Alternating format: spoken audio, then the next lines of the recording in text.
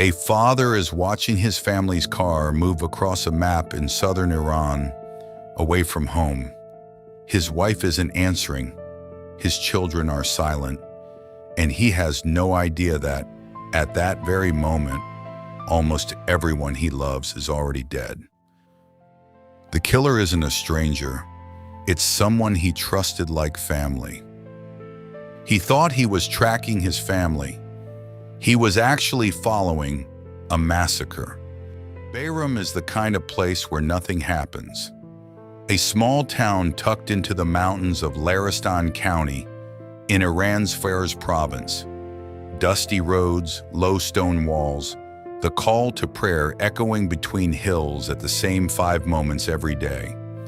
Everyone's business is known to everyone else here.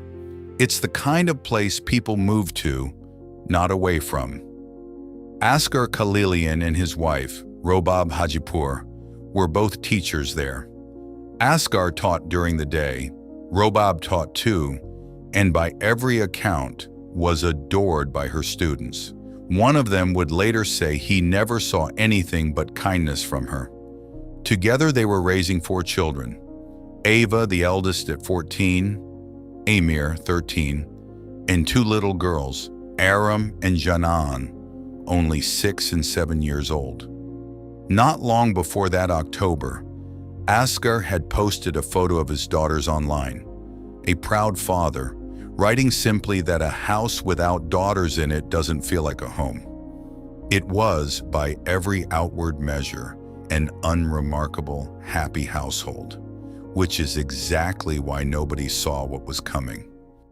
The woman who called her friend. A few months earlier, Asghar's brother had rented out a small home nearby to a young couple, Masa and her husband, Saeed. They seemed ordinary enough. Masa, in particular, grew close to Robab. The 2 women spent time together. Robab invited her to family gatherings, weddings, the kind of events where, in Iranian culture, women wear their gold. And Robab had a lot of it. More than 2 pounds of gold jewelry kept in a safe inside the family home. The kind of nest egg a teacher's salary builds slowly, over years, and wears proudly at a wedding without ever imagining it could get her killed. Masa saw it, and something in her changed.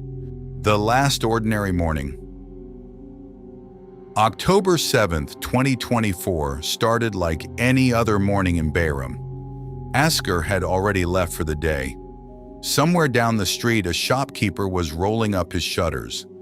A neighbor's radio was playing, low, through an open window.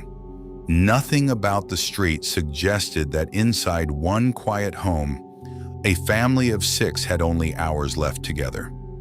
Masa invited Robab over to help with something in the kitchen. It was nothing unusual. The 2 women had done this before. Robab walked next door without a second thought, leaving her prayer mat rolled out on the living room floor, exactly where she'd knelt that morning. She never came back to fold it away. Saeed was waiting. The 2 of them were alone with her for only a moment before he attacked.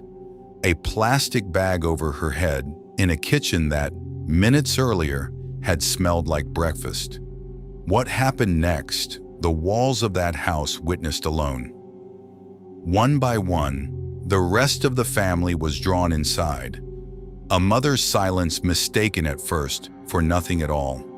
A neighborhood that heard nothing unusual, because there was nothing to hear from the street.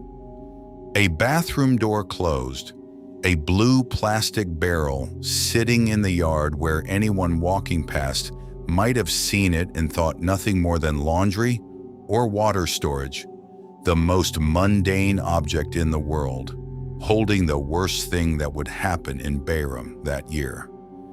By the time the house went quiet again, 4 members of one family were gone.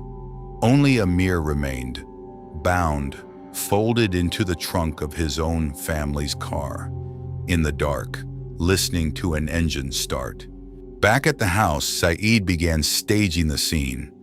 dragging, arranging, trying to build a story he could tell later. A robbery gone wrong, something anyone could believe. What he didn't count on was the GPS tracker installed in that car. The moment the vehicle pulled out of the driveway, an alert went straight to Asghar's phone. He called Robab. No answer. He called again. Nothing. And when he pulled up the tracking app and watched his own family's car, unplated, moving fast, climb a mountain road toward a village nearly 20 miles away, a road his wife would never take without telling him. He knew something was catastrophically wrong. He called his brother, a former military officer. Police were alerted within minutes. Somewhere in those mountains, patrol units intercepted the car and pulled Massa from behind the wheel. Then they opened the trunk. Inside, they found Amir, alive, bound in shock, barely able to speak. When he finally could, he told them enough to send police racing back toward Behram. The silence that gave it away. Asghar reached his own street to find a stranger already inside his home. Saeed, still in the middle of arranging the scene he'd never get to finish. The two men collided. In the chaos, Asghar broke free, ran into the alley, and screamed for help just as police arrived. What officers walked into next was a house that, from the outside, looked exactly as it had that morning. The same curtains, the same shoes lined up by the door. Robab's prayer mat, still unrolled on the living room floor. It was the silence that gave it away. The specific, wrong kind of silence a home makes when it should hold 6 people and doesn't hold any. They found Robab and Ava inside. In the yard, the blue barrel that any passerby had walked past all day without a second glance. A teacher's family of 6, reduced to 2 survivors in the space of one ordinary morning that never once announced itself as anything but ordinary. There was no grand conspiracy behind it, no revenge, no long-simmering feud. One of Robab's former students said as much, insisting he'd never seen her be anything but generous to the people around her. It came down to something far more ordinary and far uglier for how ordinary it was. Gold. A little over 2 pounds of it, sitting in a safe, seen once at a family wedding by a woman who decided she wanted it more than she valued the life of the family who trusted her. What the police found next. When police searched the home Massa and Saeed had been renting, what they found made it clear this was never going to be treated as an ordinary case. A handgun, a hunting rifle, loaded. 2 blades, a machete, and a knife. This wasn't a couple who snapped in the moment. This was a couple prepared for violence long before that October morning.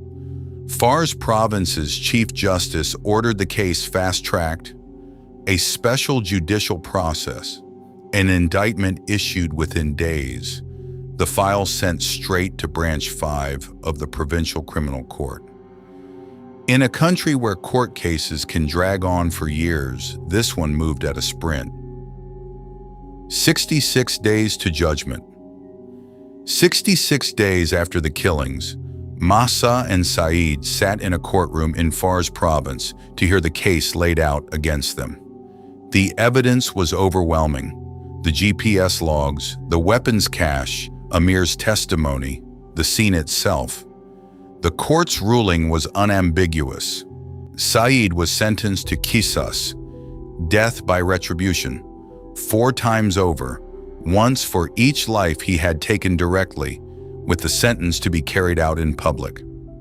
Massa received a single death sentence for her role in orchestrating the plan against a woman who had called her a friend. Saeed's lawyers appealed to Iran's Supreme Court. It didn't work. The nation's highest judicial authority upheld both sentences in full.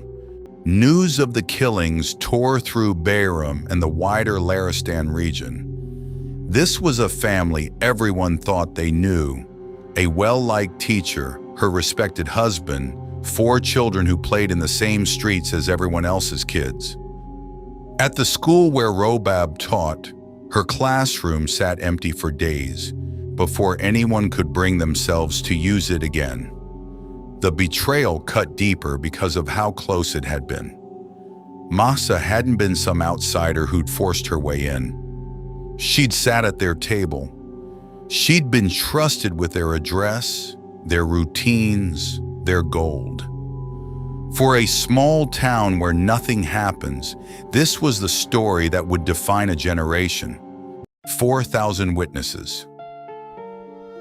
The sentence against Saeed was carried out first, and publicly, exactly as the court had ordered.